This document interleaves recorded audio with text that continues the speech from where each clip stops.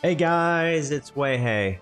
So Magic the Gathering is pretty popular game, and although there are a lot of people that know how to play the game that have been playing the game for a very long time, there's still a lot of people that are new to the game that don't know much about how to play it or the best way to play it. And I also have another although I don't normally make how-to videos or tip videos on games, I'm going to give it a good try, an honest good try, so that way I can share with new players things that I have learned over the years, things that have improved my games overall. So here are 5 of many ways to improve, and these things can be done in every deck. It doesn't have to be the exact deck that I'm playing. It doesn't have to be the same style or whatever. For example, I am playing a blue control deck, and you can use these in any other deck, any other style. It doesn't matter. These are valuable, good things to know. So for the first thing, I would definitely recommend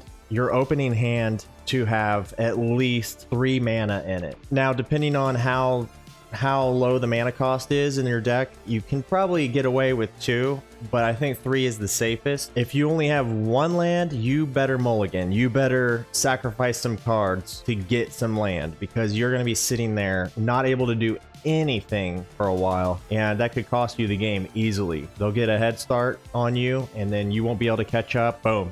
You're done. If you get more mana than 3, that's probably not a good thing either. An entire hand of lands, that's just as bad as getting no lands at all. So you just want a good balance, you know? And yes, I understand sometimes it's hard to pass up a good 2-land hand that has really good stuff in it. So sometimes you got to take a risk. Another very important thing to do is definitely make sure you have a pretty good balance of mana cost. So you want some cards that are like low mana cost, and then maybe very small or few amount of large mana cost cards, so you have something to play leading up to the later turns when you actually have enough mana to play that. As long as you have a good pace, that's all that matters. As long as you have something to play early game, mid game, late game, that's good. You kind of want to build for the future. Another good idea to get in the habit of is playing your permanents at the end of your turn, like creatures, enchantments, stuff like that, unless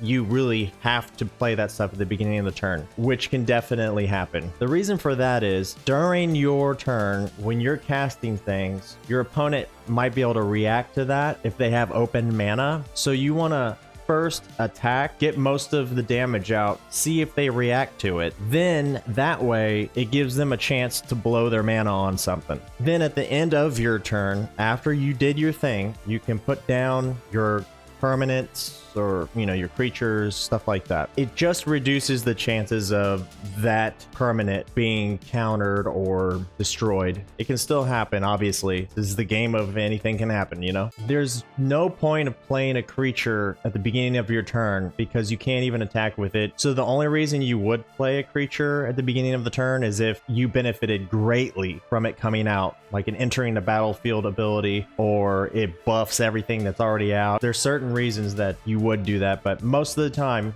you're going to want to play your creatures and stuff at the end of the turn.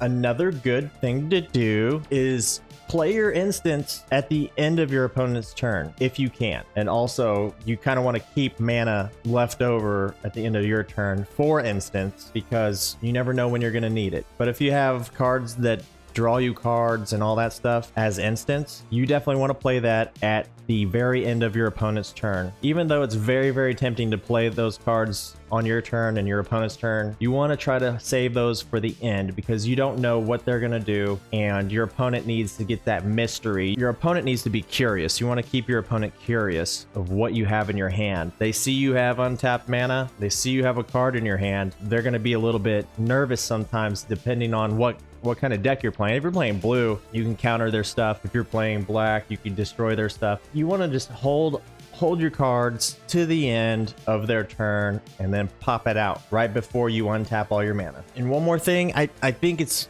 really important to, it's kind of a psychological thing. I think it's good to keep at least 1 card in your hand, even if it's a land, unless you really need that land. Kind of a good thing to keep at least 1 card in your hand so that you can kind of bluff or keep your opponent thinking, okay, they might have something, because they may switch their entire plan their whole game plan might change because they see this one card in your hand and they're like, oh no, if I put this out, he's going to counter it or he's going to destroy it. He's going to have an answer for it. You want your opponents to think that anything could happen. Some players, they don't think at all. They're just like, whatever, if it goes, it goes. If they destroy it, they destroy it. But those are some helpful tips and advice and tricks and all that stuff for you guys, for new players or just, you know, players in general. Some people don't know it. They've been playing for a while and they don't really ever do certain things that could help them. If this was helpful to you at all, let me know in the comments. There's obviously so much more to learn. There's so many things that you can do better and so many things I could do better. I hope this helps somebody. Keep slamming them cards, keep getting your magic on, and